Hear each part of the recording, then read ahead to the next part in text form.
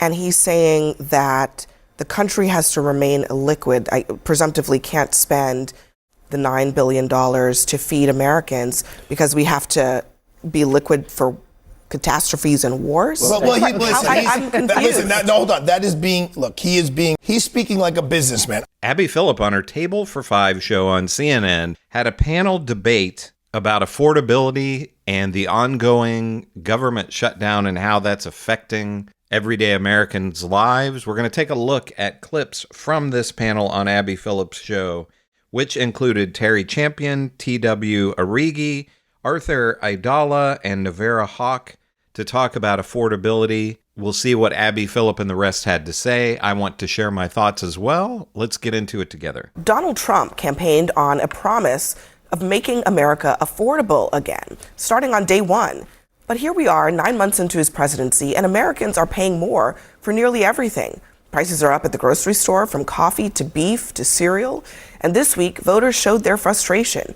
The Democrats scored big wins in New Jersey and Virginia and New York City, sending a message about affordability. Now, President Trump, though, he says that he doesn't want to hear about it, calling it a con job and blaming the media. But a new report on Friday shows that Americans are feeling worse about this economy. U.S. consumer sentiment declined to a more than 3-year low, and layoffs for October surged to a 2-decade high. All while record-breaking government shutdowns, that's going on every day now, frustrating air travelers leaving, over 1 million federal workers without a paycheck. Families are now wondering whether they'll be able to pay for their next meal. People are really hurting out here, and it's not just the traveling public, but it's affecting the whole economy, and you people are to blame. This is a disaster, honestly, for Americans, for regular people. The government shutdown it has no winners. But on top of that, I mean, it strikes me that we don't even really know how the economy is doing, because for the last 2 months, we haven't had a jobs report. We don't know what the condition of the labor market is, but everybody suddenly is really feeling like something is wrong. And it feels like we're being gaslit, that everything's going to be great. You know, someone's making $1 trillion a year now for their salary, when meanwhile, my kid's school, public school, which is only a few blocks away from where Justice Kavanaugh lives, so this is his local community, is running the PTA, we're running a food drive, a coat drive. Like, this is one of the most educated areas in the country, and they are concerned about families in that community not being able to make ends meet right now. So this is the reality of what happens when you try to take the economy, bring it back a couple of decades, and try to leverage everything off the back of some tariffs that just haven't materialized in anything material for the American public. Abby, you know what I wonder if, Congress people don't make an enormous amount of money. Those who at least live in like metropolitan areas where things are very expensive, right? We're going to talk about affordability. I wonder if their paychecks were frozen during these shutouts, whether we'd be going on almost 5 or 6 weeks, because their paychecks aren't frozen. Right. And if those Congress people and those senators went to their home constituents and went into those streets and saw the food drives and heard about people who don't have enough money to put gas in the car to go to a job, I wonder if both sides would take off their little Democratic pin and their little Republican pin and say, you know what I am? I'm an American. Yeah. And these are the people who I serve, and they're hungry. They are literally hungry. And so I'm going to put aside and Trump and this, and let's just fix it, and let's feed our American citizens. Arthur, I don't know if I have a fever or what. This is the first time I've ever agreed with you on this show. Thank goodness. Like, he's on. I agree with you all the time. No, but you're so right. And even what makes it even more scary is how tone deaf this administration appears. And I'm referring to the president. Like, it's like ballrooms over baby food. Like, what are we talking about here? Why are we showing bathrooms? What's really going on? Most Americans I read maybe can afford to miss one paycheck. I don't know how many Americans can do that. When I was growing up, it was paycheck to paycheck, literally. So you miss one, now we're at 2. This administration has repurposed funds, billions of dollars, and given them to certain folks that actually feed his agenda. And I'm all like, wait, why don't you want to give these people money? Tell me again how this helps your agenda. And this is also with the Democrats. I understand you're going to present a bill and you think that you're taking a moral high ground, but nobody wins at the end of the day. Nobody. To your point about Donald Trump, though, I just want to play what he was asked, not just about the shutdown, but also about just the state of the economy and what Americans are saying repeatedly that they're feeling. And here's what he had to say. Our general costs are very low, and I just saw that Walmart came out with a statement last night, they've done it for many years, that Thanksgiving this year will cost 25% less than Thanksgiving last year under Sleepy Joe Biden. So that's a big difference. Energy prices are way down from what they were last year. Inflation is almost non-existent. We have inflation down to a very low number, whereas Biden, as you know, is the worst inflation in the history of our country. So we're doing very well. Isn't this the same trap that they're falling into that, you know, the Biden administration fell into, where they just kept reciting a whole bunch of numbers? And by the way, his numbers are not even all that accurate, but reciting a whole bunch of numbers in response to people saying, I don't feel like this economy is affordable. And they're right, because prices are going up. No, I think James Blair, the political director at the White House, was exactly right when he talked about last Tuesday, and that Republicans have lost the thread on the message of affordability. We need to get back to talking about that. And I think when the American people look at Washington, to all the points you just made earlier, this is not a way to go about doing business. Okay? You've laid some blame at the feet of the president. My thought is, and I echo what John Thune said a couple weeks ago when he was irate in a rarity on the Senate floor, and he said, we're just learning now that there's consequences of keeping the government shut down. And I think the American people are keep the government open, address my health care concerns, address my cost of living concerns, and do them in that order. But there's no reason to take it out on air traffic controllers, on SNAP recipients, and military members. Here's the problem with much of what they're saying here, in my opinion. Having the government shut down is as difficult as it is for Americans, is the only leverage that the Democrats have. But I'm talking about, hey, let's get reopened, and then we can talk about healthcare, blah, blah, blah, all that. It's not going to happen. If they reopen, the Republicans aren't going to negotiate on healthcare. That's just going to be the end of the ACA subsidies.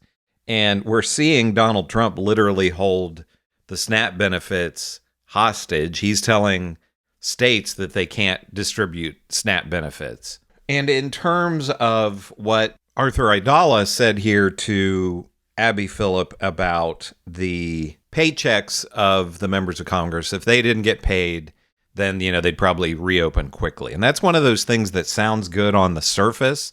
I'm all for, you know, they should be doing their job. When they're not doing their job, they shouldn't be getting paid. But I think the reality of this is you have people like Rick Scott, senator from Florida. Rick Scott has talked about how they shouldn't get paid. Well, when you Google Rick Scott's net worth, it's anywhere from $250 to $750 million. The senators get what, about $174,000. So that's roughly, if they missed a month's pay, it would be $15,000. For Rick Scott, that's completely meaningless. For a regular person who tries to become a senator, if they lose that $15,000, that would really hurt them. But when you have these super wealthy members of Congress who don't, you know, the salary doesn't matter to them. It's kind of like how all the MAGA people say, well, Donald Trump doesn't take a salary. Well, when he's making billions of dollars off of meme coins and all that kind of stuff, the salary is meaningless. So I think what would happen in that scenario, if they don't get paid, is the people like Rick Scott could just say, hey, let's keep the government closed. Doesn't matter to him. So it's one of those things that sounds good on the surface, but I don't know that it really solves your problem. And I think you're getting mostly a very centrist view from this panel on Abby Phillip show, who's just saying, hey, just reopen the government. But we know that the Trump administration is not going to negotiate after the government is open. That it's really coming to fruition, this idea of when you fire a whole bunch of people willy-nilly, like Doge did just last spring. They fired 1,300 people from the FAA. Of course, we're now going to be seeing the consequences of slower flights, right? If you are going to be cutting benefits and telling the Department of Agriculture, you're not allowed to give out money that you've already been given, even though many of those people are in places like Louisiana and Mississippi, are, you know, the MAGA faithful, then yes, the truth does start to come out. The challenge I see is, who's going to force the Trump administration to change? Because Congress is Congress. It's a broken mess. The majority right now jumps to whatever Trump has to say. And if a judge has said, give out this money, make sure people can eat, And Trump just decides Well, how he goes about there's it. a divide between what Trump is saying, what the administration is doing.